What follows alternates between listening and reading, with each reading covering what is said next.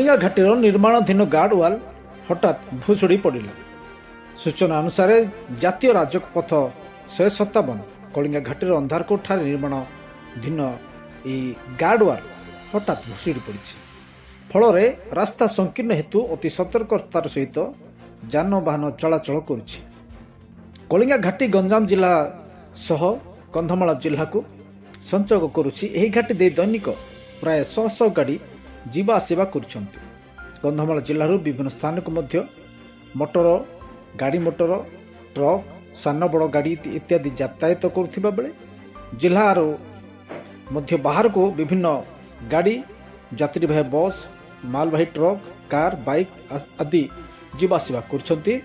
ଦୀର୍ଘ 10 କିଲୋମିଟର ଏହି ଘାଟିର ଅନ୍ଧାରକୋଟ ଠାରେ ପ୍ରାୟ 1.5 ବର୍ଷ ହେବ ସୁରକ୍ଷା ପାଚେରୀ କାମ ଚାଲିଅଛି। ରାସ୍ତା କାମ ଚାଲିଥିବା ବେଳେ ଏତେ ବଡ଼ ଗାର୍ଡୱାଲ୍ କାର୍ଯ୍ୟ କିପରି ଭୁଶୁଡ଼ି ପଡ଼ିଲା ତାହା ସମସ୍ତଙ୍କୁ ଆଶ୍ଚର୍ଯ୍ୟ କରିଛି।